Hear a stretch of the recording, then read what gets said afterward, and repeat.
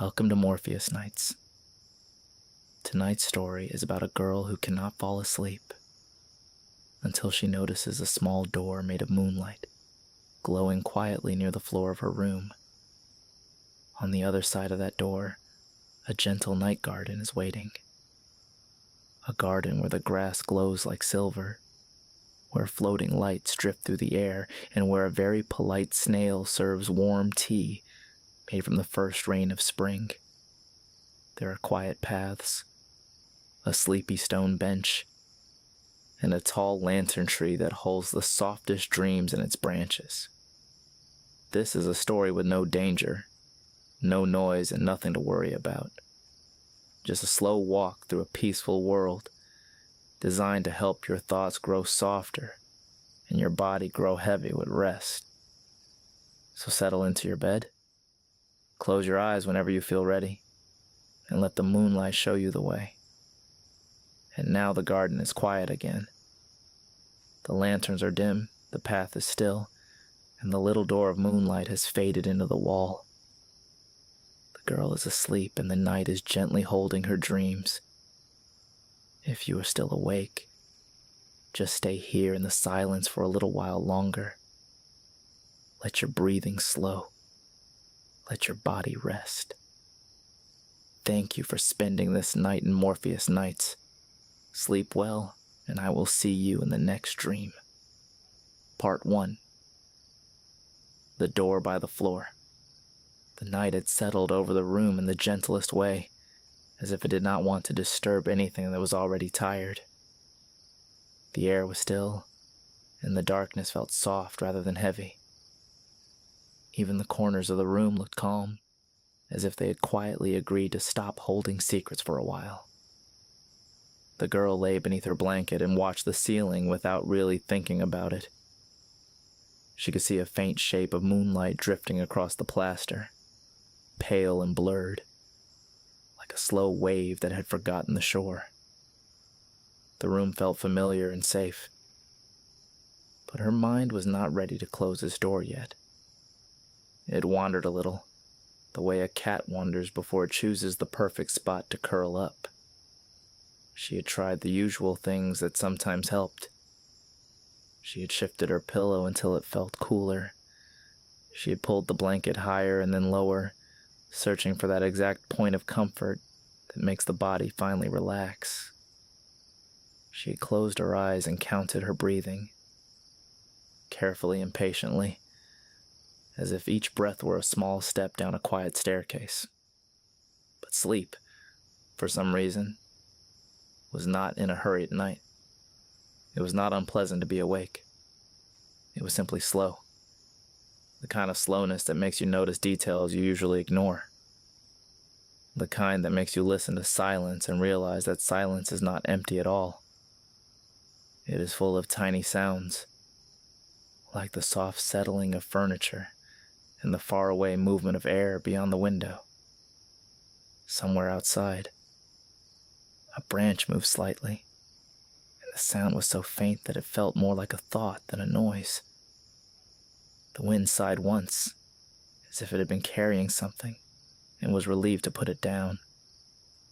In the distance, a city sound rose and faded again, like a wave that decided not to reach the shore. The girl kept still, breathing quietly, letting the night be what it wanted to be. That was when she noticed something unusual. Near the floor, close to the wall, there was a thin line of light.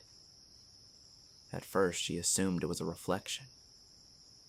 Perhaps a passing car had thrown a brief beam through a gap in the curtains. Perhaps the moon had shifted and found a new angle. The human mind likes ordinary explanations, and it reaches for them the way a sleepy hand reaches for a warm cup. But the line of light did not move, and it did not fade. It stayed, steady and quiet, and it seemed to have its own warmth. It was not the sharp, cold shine of streetlight, and it was not the plain silver of the moon. This light was softer, almost honeyed, as though it had been filtered through something kind. The girl sat up slowly, careful not to disturb the calm of the room. The blanket slid down her shoulders in a soft whisper. Her hair fell forward, and she brushed it back without thinking. She blinked once, then again, making sure her eyes were not playing tricks on her. The line of light remained exactly where it was. She swung her feet out of bed, and the floor felt cool beneath her soles. The coolness was pleasant, because it made her feel more awake, more present, as if she had stepped out of a dream and into something quietly real. She moved toward the wall with unhurried curiosity. She did not feel afraid. The light did not have the sharpness of danger. It had the gentle invitation of a night lamp left on for someone who might wake up and need comfort. As she got closer, the thin line became clearer. It was not merely a line at all. It had edges. It had shape. It looked like the outline of something small and rectangular, carefully drawn against the baseboard. It looked like a door. Not a normal door, of course. It was much too small. It was no taller than her knee and no wider than her forearm. It sat there as if it belonged, as if it had always been part of the wall and only now had decided to reveal itself. The girl knelt down. From this distance, she could see that the light was not simply shining around the edges. It was the edges. The door frame itself seemed to be made of light, as though someone had taken a thread of moonlight and stitched it into the shape of a doorway. The glow was smooth and steady, and it did not flicker or pulse in any nervous way. It simply existed, like a quiet thought. There was no handle. There was no keyhole. There were no hinges. There was only the frame, and inside it a pale, shimmering surface like calm water or glass that had learned to breathe. The girl leaned closer. The light painted her fingertips with silver. It did not feel hot. It did not feel cold. It felt like the warmth that rises from a teacup when you hold it near your face. It felt like comfort. She spoke without meaning to raise her voice, because the room felt too gentle for loud sounds. "Hello," she whispered. Her voice was small, but the word did not vanish. It seemed to settle into the quiet air and rest there like a feather. The door did not answer with words, but the glow brightened slightly, as if it had heard her, and was pleased that she had finally noticed it. The shimmering surface inside the frame became clearer, as though fog had lifted from a window. The girl waited a moment, letting her curiosity be calm. Then she lifted her hand and touched the edge of the door frame. The light felt smooth, almost like polished stone warmed by the sun, except softer. It gave her the strange impression that it was not merely light, but something with substance. Something that belonged to a world where the rules were kinder. The moment her fingertips rested against it, the door opened. It did not swing outward. It did not creak. It did not even shift in the way ordinary doors move. The doorway simply became open, as if it had been closed only by suggestion, and now that suggestion had been removed. The space inside the frame widened into a quiet, glowing passage. The girl inhaled, and the air that touched her face did not smell like her room anymore. It carried a different scent, faint but unmistakable. It smelled like rain. The first rain after a long dry week. It smelled like wet stone and clean leaves. It smelled surprisingly like tea. She looked through the doorway. On the other side was not another room. It was not a closet or a hallway or some hidden corner of her apartment. It was a garden. A garden that glowed under a deep velvety sky. The grass was pale silver, as if each blade had been dusted with starlight. The plants were unfamiliar but not frightening. Their shapes were soft, their leaves rounded and calm as though nothing sharp was allowed to grow there.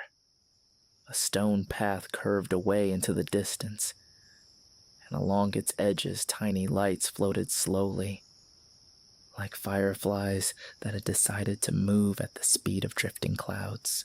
The trees were tall and elegant, with branches that arched like quiet questions. Some leaves shimmered with a glassy sheen, reflecting the light in soft gradients.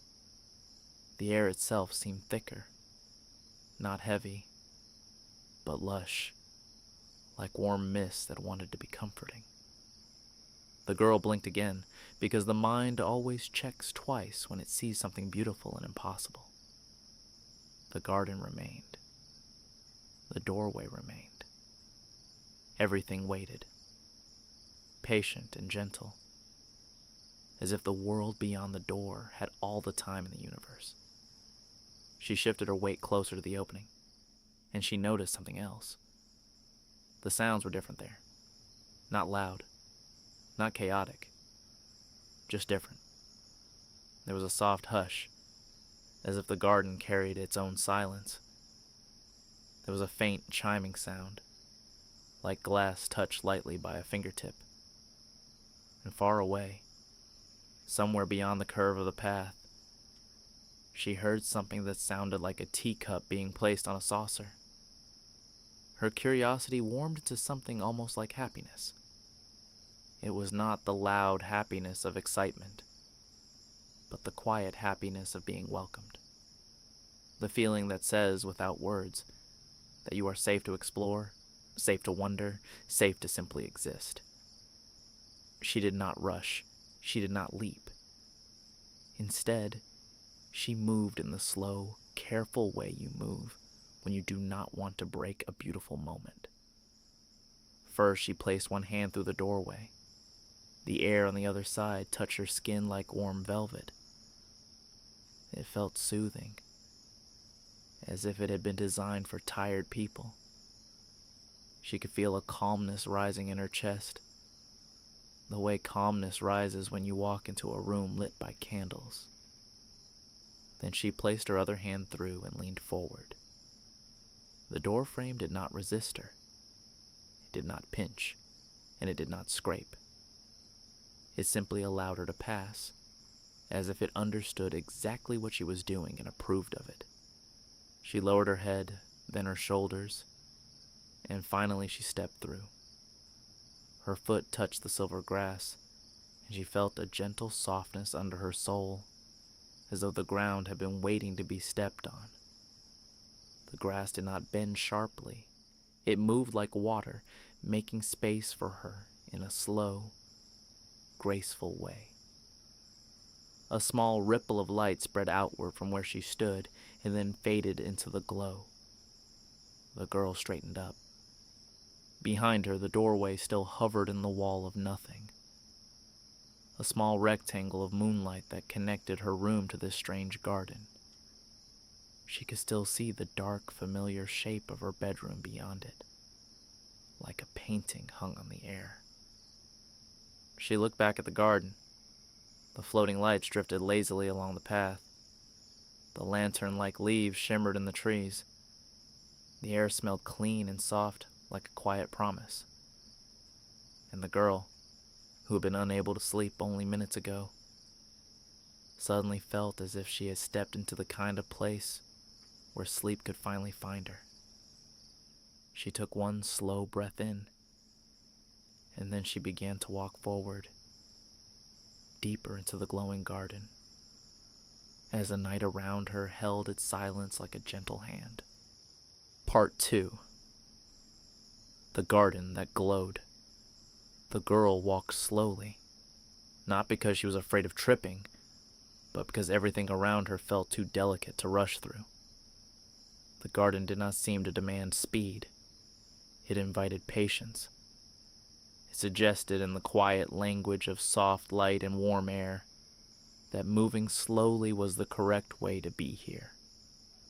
The silver grass brushed against her ankles like a gentle whisper. Each blade of it shimmered with a faint glow, and when she stepped forward, The light beneath her feet spread outward in calm ripples, as if the ground were made of something that remembered every touch. The ripples did not flash or sparkle sharply. They simply brightened for a moment, then returned to their steady glow. Above her, the sky looked deep and smooth, like velvet that had been dyed with midnight. Stars drifted there, but they were not sharp points. They were soft, rounded lights, like distant lanterns seen through a thin curtain. Some of them moved slowly, as if they were floating on a gentle current.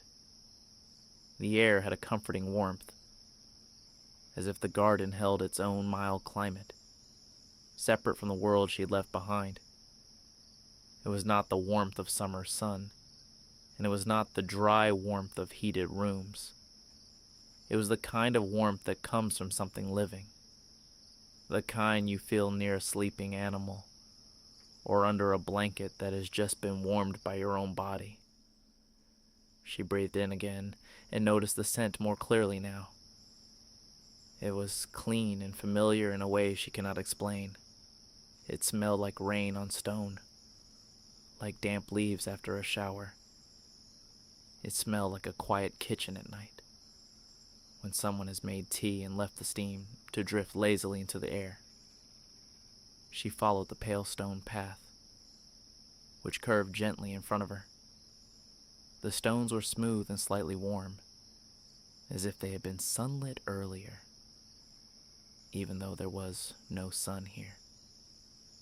Their edges were rounded, and the path seemed to have been made for bare feet and unhurried steps. On either side of the path, the floating lights moved in slow patterns. Some rose a little, then sank again, like bubbles in a thick liquid. Others drifted horizontally, gliding past her with the calm certainty of sleepy birds. They did not swarm. They did not buzz. They did not do anything that would demand attention. They simply existed, glowing softly like thoughts that were too gentle to become worries.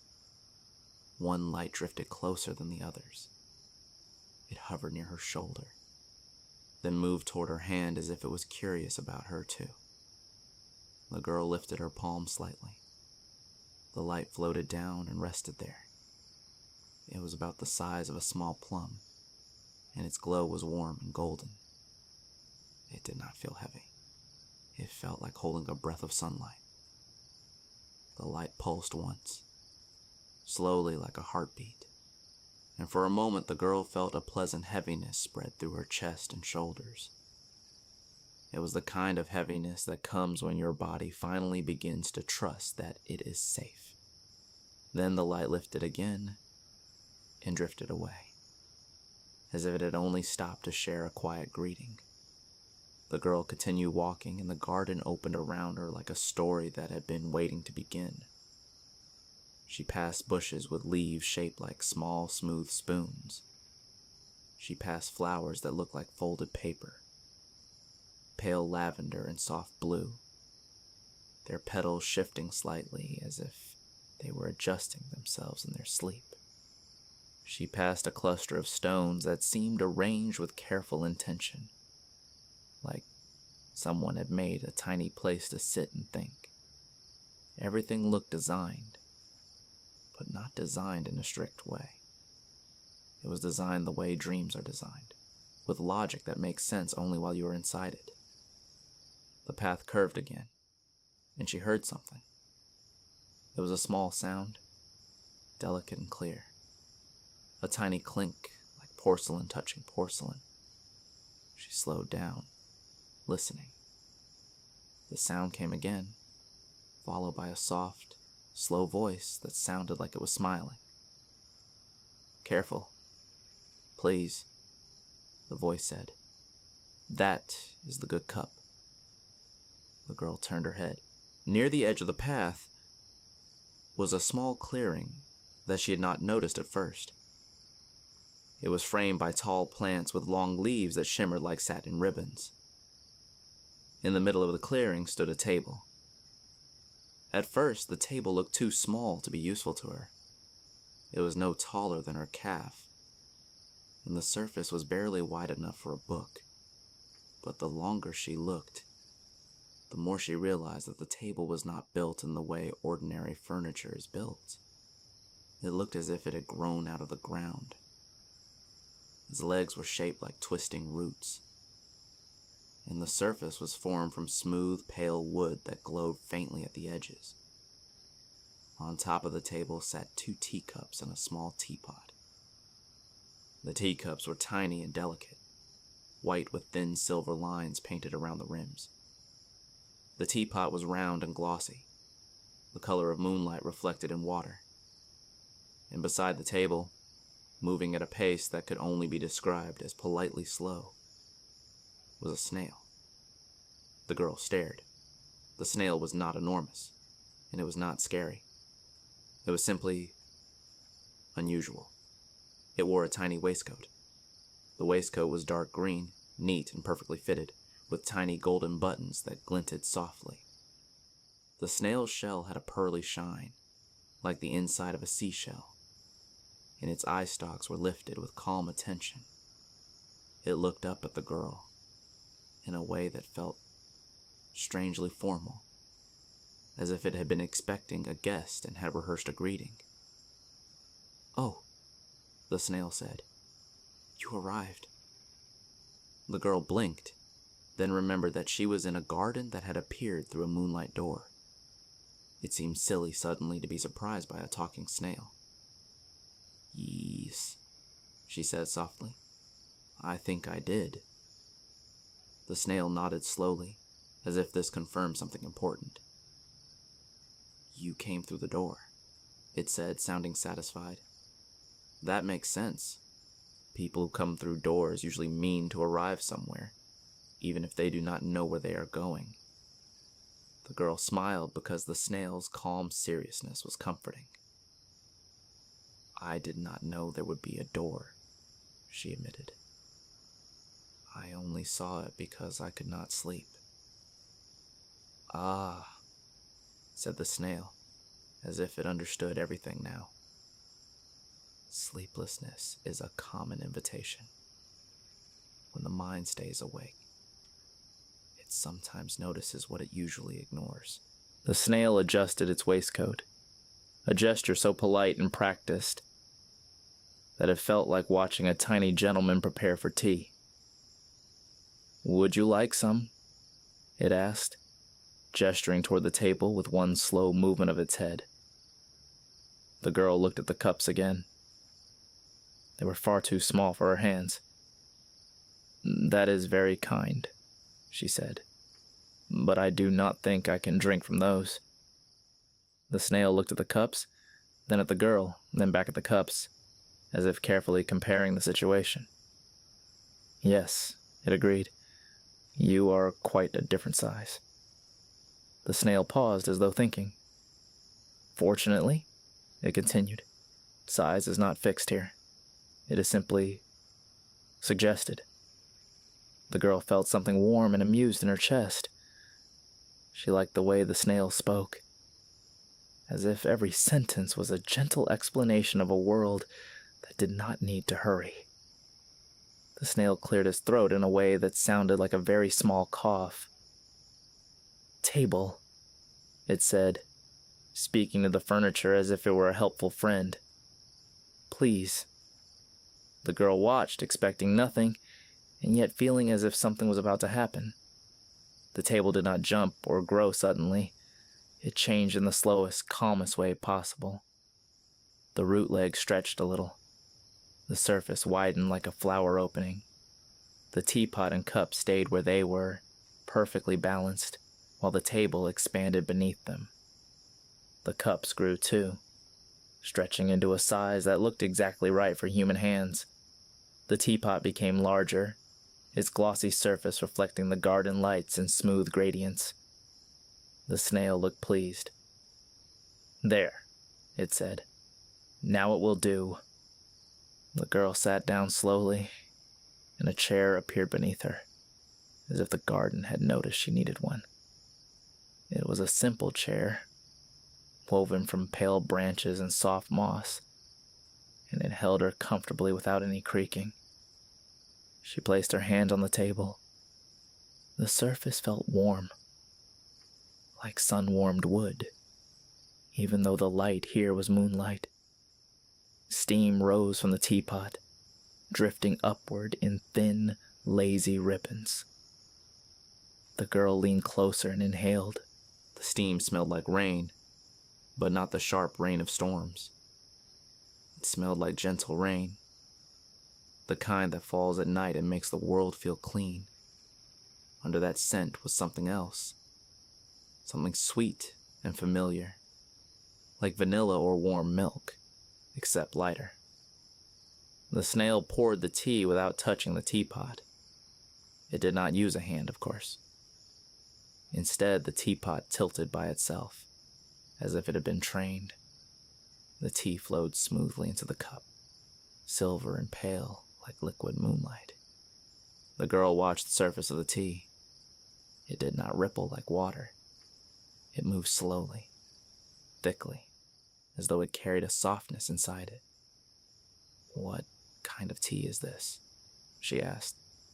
The snail looked pleased by the question, as if it enjoyed being an expert. "This," it said, "is first rain tea." The girl raised her eyebrows. "It is brewed from the first raindrops of spring," the snail explained, "when the air is still cold but the earth is already hoping. It is a very gentle tea.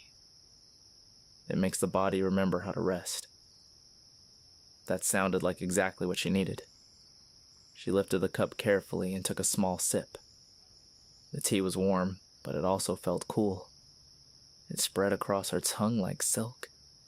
It tasted like clean air and quiet afternoons. It tasted like the moment after you finish crying and realize you feel lighter.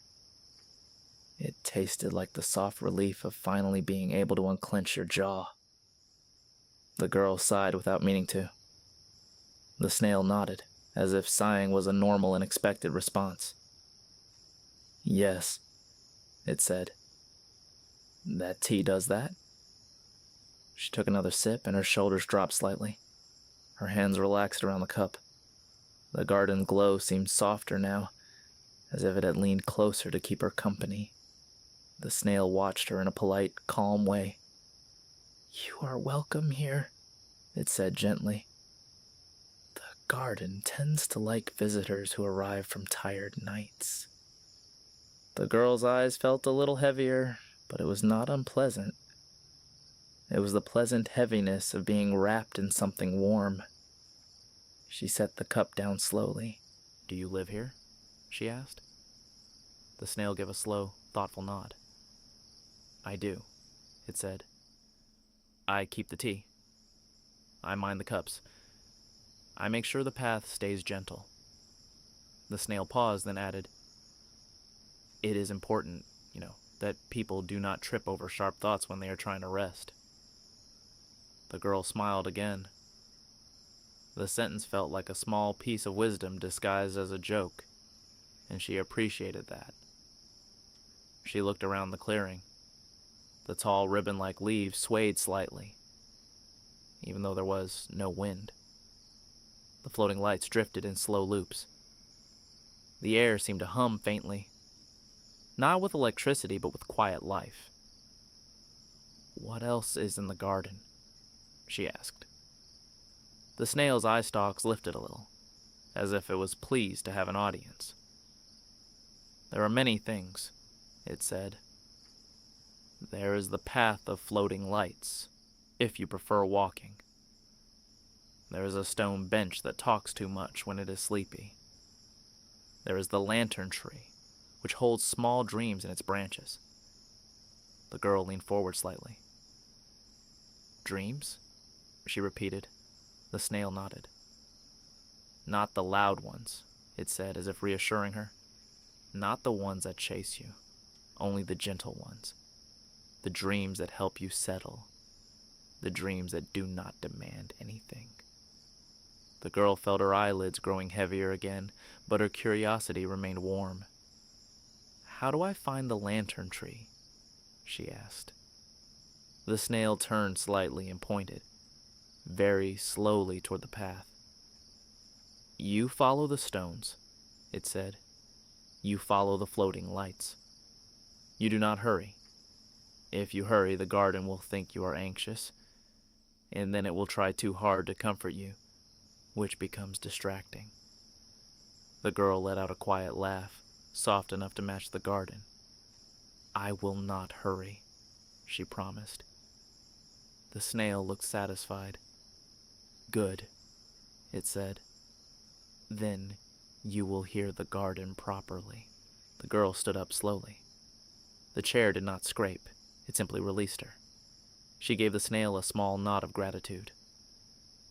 Thank you for the tea, she said. It is what I do, the snail replied. If you return, I will be here. Tea is patient. The girl stepped back onto the stone path. The floating lights drifted toward her again as if they recognized her now. The garden seemed to soften around her, making space. The air felt warm and quiet. She began walking toward the lantern-lit part of the garden, following the stones and the slow glowing lights. And as she walked, she realized that her thoughts were already moving more slowly, as if the tea had gently persuaded them to stop running. Part 3. The Path of Floating Lights. The girl stepped back onto the pale stone path, carrying with her the gentle warmth of the tea. The cup was no longer in her hands, but the feeling it had left behind stayed with her, like a quiet echo. Her shoulders felt lighter. Her breathing felt slower. Even her thoughts seemed to walk instead of run. The path curved softly ahead, never in a straight line, as if it preferred to wander rather than arrive. The stones beneath her feet were smooth and slightly warm, and each step felt reassuring, as though the ground knew exactly how tired a person might be after a long day. The floating lights gathered loosely around the path. They did not crowd her. They did not flicker or flash. They simply drifted, like soft companions who knew that silence was more comforting than conversation. Some lights were golden, like the last color of sunset. Others were pale blue, like reflections in deep water.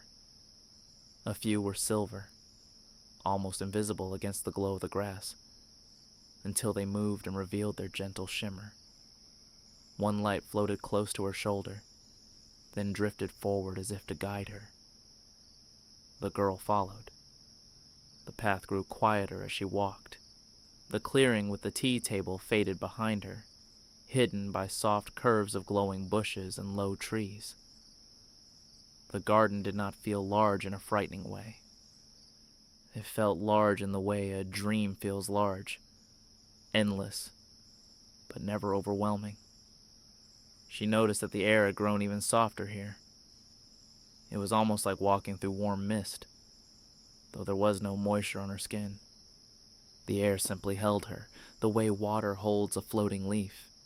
As she walked, she began to notice small details along the path. There were stones shaped like smooth pillows, resting beside the trail as if they had been placed there for someone to sit and think.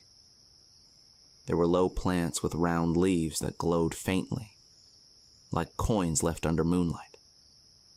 There were tall, thin flowers with closed petals, all leaning slightly in the same direction, as though they were listening to something far away. The garden felt alive, but not in a busy way. It felt alive the way a sleeping animal is alive, calm, steady, breathing slowly. Ahead of her, she saw something long and pale beside the path.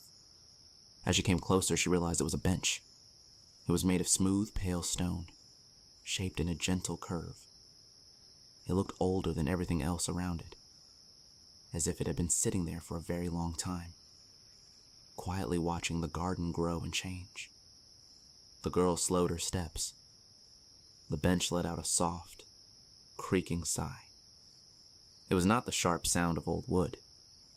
It was the sound of something stretching after a long rest. the kind of sound a person makes when they wake up slowly and roll their shoulders. "Oh my," the bench murmured. "Another long evening." The girl stopped. She tilted her head slightly, listening. The voice was slow and sleepy but warm. It sounded like someone who had no reason to hurry. "Did you just speak?" she asked. The bench made another soft creak, almost like a yawn. "Yes," it said. "I do that from time to time, especially when someone stops near me. It feels polite to acknowledge company." The girl did not feel surprised this time. After a glowing garden and a tea-serving snail, a talking bench felt almost ordinary. "Are you tired?" she asked. The bench gave a thoughtful pause. "I suppose I am," it said. "I spend the whole day holding people up. Some of them sit for a long time. Some of them carry heavy thoughts. Heavy thoughts are surprisingly weighty." The girl nodded slowly, as if that made perfect sense. "I never thought about that," she admitted. "Most people do not," the bench said gently. "They simply sit, and I simply hold them. It is a quiet arrangement." The girl stepped closer and looked at the smooth surface of the bench. It was warm, not cold like ordinary stone. The warmth felt inviting, like a quiet suggestion rather than a demand. "Would it help if you rested?" she asked. The bench seemed to consider the idea. "Oh, I would love to," it said. "But benches must stay where they are. It is part of the job. We do not move, we do not wander. We remain. That is what makes us reliable." The girl thought about this for a moment. Then she smiled. "Then I can rest for you," she said. Before the bench could respond, she sat down. The stone felt warm beneath her. It curved gently, supporting her back in a way that made her shoulders drop without effort. The bench let out a soft, contented sound. "Oh," it said. "That is nice. Very nice." They sat together in silence for a while. The floating lights drifted around them, moving in slow circles. One light hovered above the bench like a tiny lantern. Another settled near the ground and glowed softly against the stone. The girl placed her hands beside her on the bench. The surface was smooth and comforting, as if it had been polished by thousands of quiet moments. "What do people usually think about when they sit here?" she asked. The bench made a thoughtful creak. "Oh, many things," it said. "Some remember small moments from the day. Some think about what they might do tomorrow. Some simply listen to the garden and forget about everything else." The girl nodded slowly. "That sounds nice," she said. "It is," the bench replied. "Forgetting is sometimes as important as remembering." They sat in comfortable silence again. The girl noticed how still the garden felt here. Even the floating light seemed slower. The air felt thicker, softer, like a warm blanket that had been draped over the entire path. She realized something. Her mind, which had been restless in her bedroom, was now very quiet. The usual small worries that drifted around her thoughts had settled, like dust in a sunbeam. They were still there somewhere, but they no longer demanded attention. It felt like the garden was gently teaching her how to slow down. After a while, she stood up. "Thank you for the rest," she said. The bench let out a pleased sigh. "You are welcome anytime," it replied. "I am always here after all." "That is the advantage of being a bench," the girl smiled. "Which way is the lantern tree?" she asked. The bench gave a soft creak, as if turning its attention down the path. "Follow the lights," it said. "They tend to gather near the tree. They like dreams. Dreams are very gentle places to float around." The girl looked ahead. The path curved again, and in the distance she could see a faint, taller glow. It was not like the small floating lights. It was higher, wider, and steadier. quiet beacon. "That must be it," she said softly. The bench made a small, satisfied sound. "Yes," it said. "That is where the soft dreams grow." The girl gave the bench a small nod, as if saying goodbye to an old friend. Then she stepped back onto the path. The floating lights drifted ahead of her again, moving slowly, almost lazily, as if they knew exactly where they were going and saw no reason to rush. The air felt warmer the farther she walked, and her eyelids grew a little heavier with each step. The garden seemed to breathe around her. The leaves on the trees shifted gently. The lights pulsed in slow rhythms. The path curved like a quiet river, leading her forward without effort. In the distance, the tall glow of the lantern tree grew clearer. It rose above the other plants like a gentle giant. Its branches spread wide across the sky. Dozens of soft lights hung from its limbs, swaying slowly like lanterns in a quiet festival that never ended. The girl slowed her steps even more. She felt as though she was approaching something important, something calm and beautiful, something that did not want to be disturbed by hurried feet or noisy thoughts. The floating lights gathered near the tree, forming a slow, drifting halo around its trunk. And as she came closer, she realized that the lights hanging from the branches were not ordinary lanterns at all. Each one seemed to hold something inside. Something small. Something peaceful. Something that looked very much like a dream. Part 4. The Lantern Tree. The girl walked more slowly than before. Not because the path was difficult, but because something about the tree invited quiet steps. The floating lights gathered near it, drifting in slow circles, as if they were orbiting a gentle center. The closer she came, the taller the tree seemed. His trunk was wide and smooth, pale like polished bone or moonlit marble.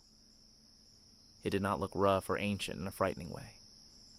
Instead, it looked calm and steady, like something that had stood in one place for a very long time and had never needed to hurry. Its branches spread high into the sky, wide and graceful, curving like long, open arms. From each branch hung lanterns of different shapes and colors. Some were round and golden.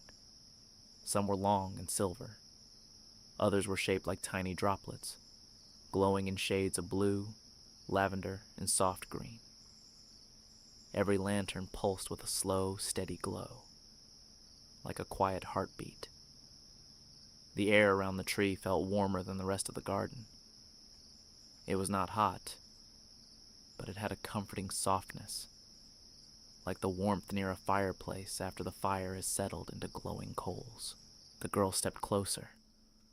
One of the lanterns swayed gently and lowered itself, as if the branch had bowed to greet her. It drifted down until it hovered just in front of her face. Inside the lantern, she saw something moving. At first, she thought it was just light shifting. But as she looked closer, the glow inside the lantern took shape. She saw a small windowsill. On the windowsill lay a sleeping cat, curled into a perfect circle. Its chest rose and fell slowly. The curtains near the window moved just a little, touched by a quiet breeze. Everything in the scene was soft and still, like a painting that breathed. The girl felt something warm spread through her chest. It was not excitement. It was not surprise. It was a quiet, gentle comfort. The kind you feel when you see someone resting peacefully. "They are dreams," said a voice. The girl looked around. She did not see anyone standing near her. The voice did not come from behind a tree or from the path. It seemed to come from the tree itself, or perhaps from the warm air around it. "Little dreams," the voice continued. "The gentle kind." Another lantern lowered itself. Inside this one, she saw a different scene. A boy lay under a blanket, reading a book by the soft glow of a small flashlight. The blanket was pulled over his head like a tent. The pages of the book moved slowly as he turned them, one by one. The room around him was quiet, and the light was warm and safe. The girl smiled without thinking. A third lantern drifted down beside the others. Inside it, a woman stood in a quiet kitchen, stirring tea in a cup. Steam rose slowly into the air. The kitchen was softly lit, and everything looked calm and familiar. The woman's movements were slow and unhurried, as if she had all the time in the world. The lanterns swayed gently, and their light reflected in the girl's eyes. "They are not loud dreams," the voice said. "They are not the kind that chase or confuse. They are the kind that help people rest." The girl stepped closer to the trunk of the tree. "Where did they come from?" she asked softly. The tree seemed to hum for a moment, as if it were thinking. "They grow," the voice replied, "just like leaves. When someone lets go of a long day, when they put down their worries, even for a moment, a small dream begins to form. It drifts through the night, and sometimes it finds its way here." The girl looked up at the branches.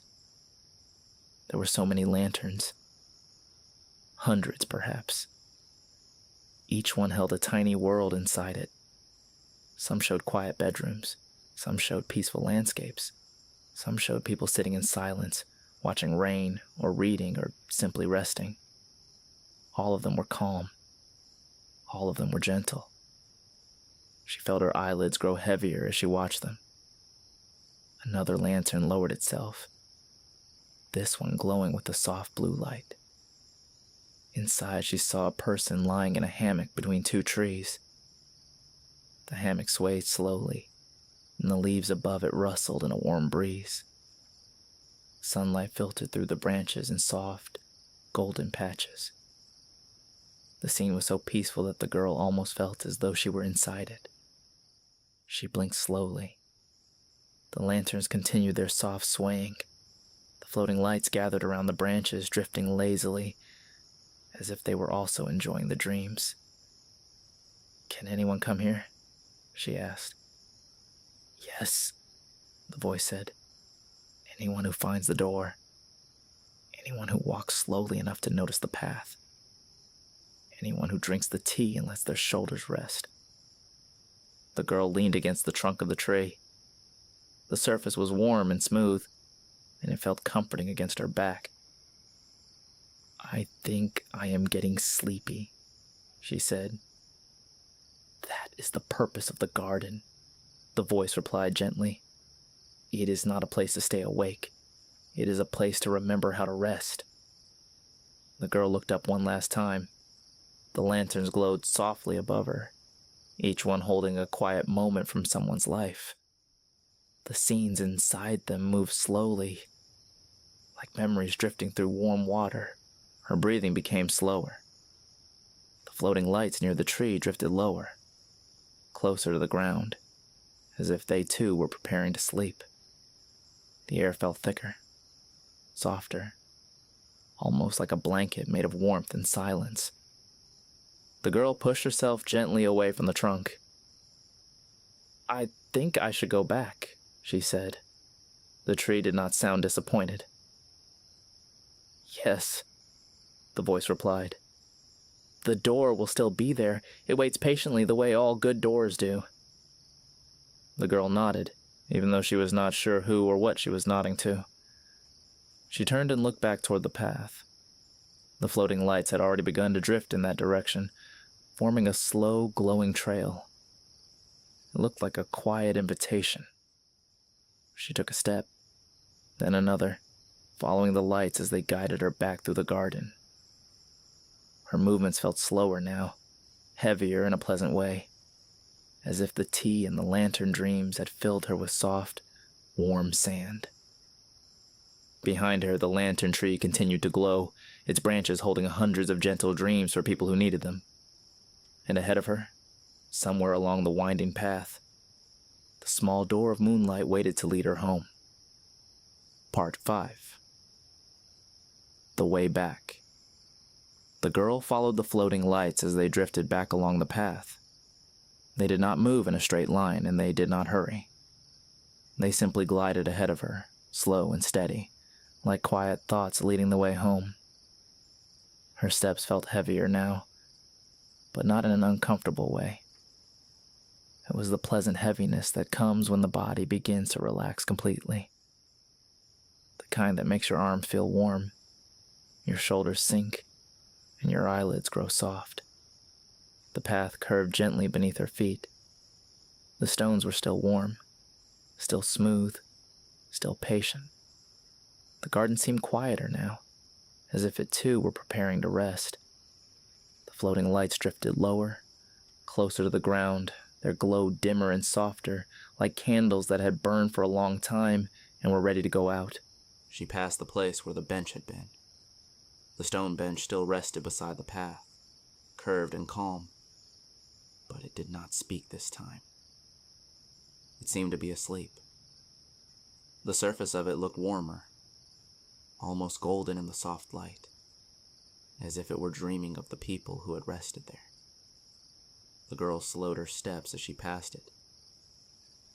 "Good night," she whispered. The bench did not answer, but a faint, contented creak drifted from it, like someone sighing in their sleep. She continued along the path. The air felt thicker now, almost like a soft blanket wrapped gently around her shoulders. Each breath felt deeper, slower, and warmer.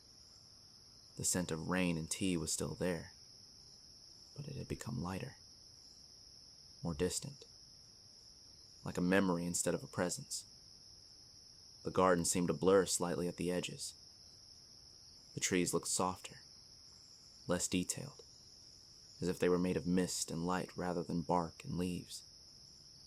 The flowers closed their petals one by one, as though they were folding themselves into sleep. The girl walked slowly, letting the lights guide her. In the distance, she saw it, the small rectangle of moonlight, the door. It glowed softly just as it had before, waiting in the quiet air.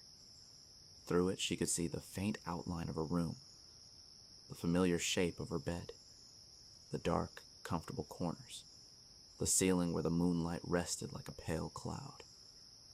The door had not changed at all. It did not seem impatient. It did not flicker.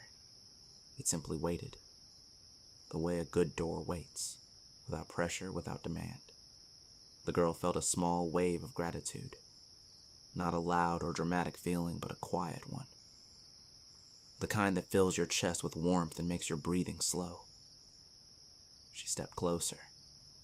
Behind her, the floating lights paused, as if this was where they would stop. They hovered near the path, glowing softly, like friends who had walked with her as far as they could. "Thank you," she whispered to them. The lights pulsed once, gently, as if they understood. The girl knelt in front of the door. The glow of it brushed her face, warm and soft. It felt familiar now, like the touch of a blanket she had used for years. She leaned forward and placed one hand through the doorway. The air on the other side felt cooler, like the air of her room. It smelled faintly of fabric, of wood, of the quiet scent that belongs only to a place where someone sleeps every night. She stepped through. First one foot, then the other. Her body passed easily through the light, as if it were made of warm mist. There was no resistance, no sound, no sudden change. One moment she was in the glowing garden. The next she was back in her room. The floor felt cool beneath her feet again. The air felt still. The curtains rested quietly by the window. The faint shape of moonlight still drifted across the ceiling, just as it had before. Behind her, near the wall, the small door still glowed. But now it was shrinking. The frame of moonlight became thinner. softer, like a line drawn in fading chalk. The glow dimmed slowly as if it were yawning. The light narrowed until it was no wider than a thread. Then it faded completely. The wall looked ordinary again. Just a wall, with a baseboard and a quiet shadow beneath it. The girl stood there for a moment, breathing softly. She did not feel surprised. She did not feel confused. The memory of the garden rested in her chest like a warm stone. Calm. Steady. Real in the quiet way that dreams sometimes are. She climbed back into bed. The mattress welcomed her, soft and familiar. The pillow felt cooler now, more comfortable. The blanket settled around her shoulders like a gentle hug. Her body felt heavy, but in the best possible way. The kind of heaviness that means rest is close. She closed her eyes. For a moment she thought about the glowing grass, the drifting lights, the polite snail with the tiny waistcoat, the warm stone bench, and the lanterns full of gentle dreams. The images did not feel bright or sharp. They felt soft like shapes seen through closed eyelids. Her breathing slowed. In and out. Slow and easy. Warm and calm. The night in her room was quiet again. Nothing moved. Nothing made a sound. The silence wrapped around her like a soft, invisible blanket. And in the corner of the room, for just a moment, there was the faintest hint of silver light. Not a door. Not really. Just a soft glow, like a memory of moonlight. It flickered once, gently, as if the garden were saying goodnight. Then it faded. The girl's breathing became deeper, slower, steadier. And before she could form another thought, sleep finally found her, just as it had been planning to do all along.